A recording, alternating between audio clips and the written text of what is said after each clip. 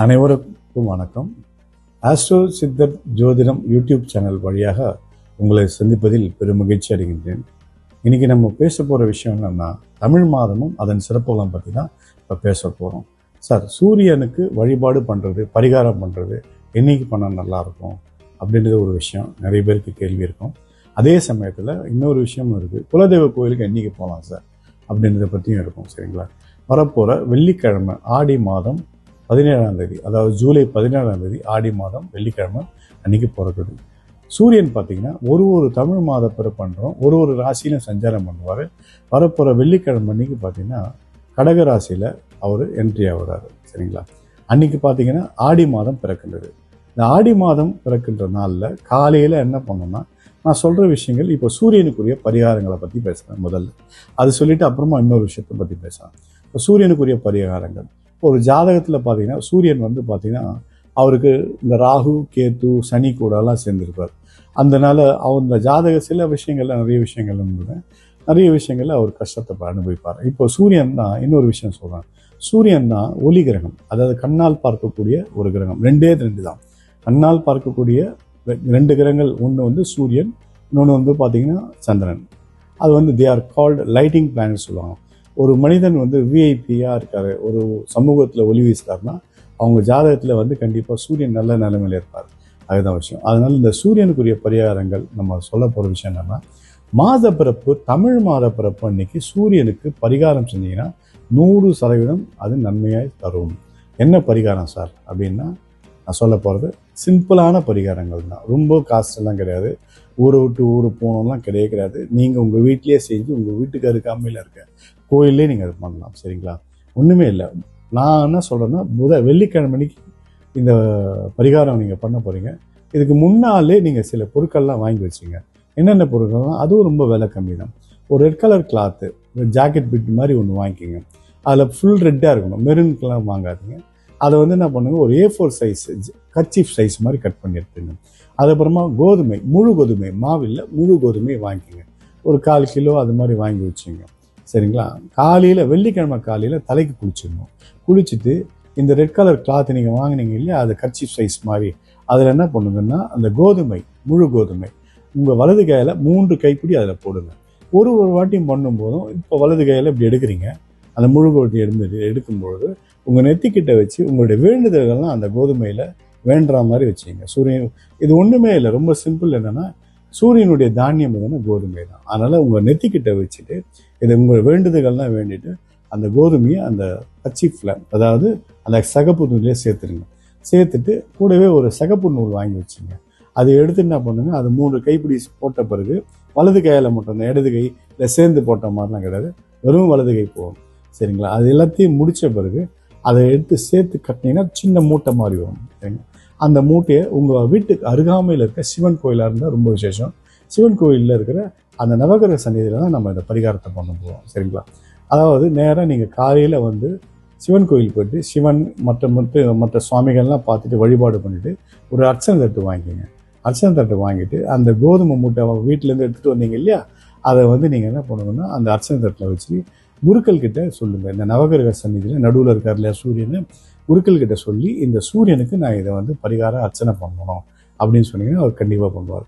இந்த கோதுமை மூட்டையை அவர் காலில் வச்சுட்டு உங்கள் பேரு, நட்சத்திரம், குடும்ப உறுப்பினர்களுடைய பேரு, நட்சத்திரம், கோத்திரமாக சொல்லி ஒரு அர்ச்சனை போயிட்டு அந்த பொருட்கள்லாம் அங்கேயே வச்சுருங்க. சரிங்களா? அதுக்கப்புறமா இதை குங்குமம், விபூதி மட்டும் வாங்கிக்கோங்க. இதை இந்த பூ, பழம், வெத்தலை பார்க்கலாம் அங்கேயே இருக்கட்டும். விபூதி, குங்குமம் மட்டும் வாங்கிக்கோங்க. சரிங்களா? இதை என்றைக்கு பண்ணணும்னா, காலையில் தமிழ் மாத பிறப்பு அன்றைக்கி மட்டும்தான் பண்ணணும். சார், எனக்கு காலையில் நேரம் டைம் இல்லை, ஆஃபீஸ் போகணும் அப்படின்லாம் இல்லை சொல்லக்கூடாது. மாலையில் பண்ணிங்கன்னா இது பலிக்காது. ஏன்னா சூரியன் காலையில் தான் பலமாக இருப்பார். சரிங்களா? இதை வாரம் பண்ண தேவையில்ல. மாதப்பிறப்பன்னைக்கு, தமிழ் மாதப்பிறப்பன்னைக்கு தான் இதை பண்ணணும், காலையில் பண்ணணும். இதை ஒவ்வொரு தமிழ் மாத பிறப்பும் கண்டினியூஸாக பண்ணிட்டு வந்தீங்கன்னா ரொம்ப நன்மை சூரியன் தருவார். இது இப்போதைக்கு பரிகாரம் இல்லை, வாழ்க்கை போதும் பண்ணலாம். சரிங்களா? சூரியன் ஜாதகத்தில் சரியில்லை, அது ராமேஸ்வரம் போகணும், எனக்கு காசு இல்லை, டைம் இல்லை, இந்த மாதிரி பிரச்சனை சந்திக்கிறவங்க யாராக இருந்தாலும் இந்த பரிகாரத்தை, சிம்பிளஸ்ட் பரிகாரத்தை இதை பண்ணிகிட்டே வரலாம். இது தமிழ் மூல நூல்களில் சித்தர்களால் சொல்லப்பட்ட பரிகாரம். அதை உங்களுக்கு சொல்கிறாங்க. சரிங்களா? இது ஒரு விஷயம். இன்னொரு விஷயம் என்னென்னா, சார் சில பேர் கேட்பாங்க, குலதெய்வ கோயிலுக்கு என்றைக்கு சார் போனால் நல்லது, குலதெய்வ கோயிலுக்கு போகிறதுக்கு டைம் இல்லை, அது என்றைக்கு போனால் நல்லாயிருக்கும் அப்படின்னு போகுது. நீங்கள் என்ன பண்ணணுன்னா, தமிழ் மாத பிறப்பன்னைக்கு உங்கள் குலதெய்வ கோயிலை போய் வழிபாடு பண்ணிங்கன்னா 100% உங்களுக்கு பலனை குலதெய்வ அந்த சுவாமி உங்களுக்கு கொடுக்கும். சரிங்களா? அன்றைக்கி நீங்கள் போயிட்டு அதை வழிபாடு பண்ணுறது, அது காலையில் மாலையில் கூட போகலாம், உங்களோட டைம் எப்படின்றத பார்த்துங்க. ஆனால் தமிழ் மாத பிறப்பன்னைக்கு தான் அது போகணும். நம்முடைய முன்னோர்கள் தமிழர்கள்லாம் பார்த்தீங்கன்னா என்றைக்கு கோயில் போகிறாங்களோ இல்லையோ, தமிழ் மாத பிறப்பன்னைக்கு கோயில் போங்க. முக்கியமாக பார்த்தீங்கன்னா குலதெய்வக்கு கோயிலுக்கு தான் அன்றைக்கி ரொம்ப விசேஷமாக போவாங்க. போயிட்டு அர்ச்சனை பண்ணுறது, அங்கே போய் வழிபாடு பண்ணுறது. சில பேர் பார்த்தீங்கன்னா அன்றைக்கி தான் ராத் தங்குவாங்க. அந்த காலத்தில் தான். இப்போல்லாம் அதெல்லாம் கிடையாது, நேரமும் கிடையாது, கோயிலில் இருப்பிடமும் கிடையாது. அது மாதிரிலாம். அதனால் அதை பற்றி இப்போ பேச வேண்டாம், அது பழைய விஷயம், அதை பற்றி பேச வேண்டாம். இது வந்து அன்றைக்கி என்ன சார் பண்ணலாம் வீட்டில் அப்படின்னா, காலையில் நீங்கள் போயிட்டு அர்ச்சனைலாம் பண்ணிட்டீங்க.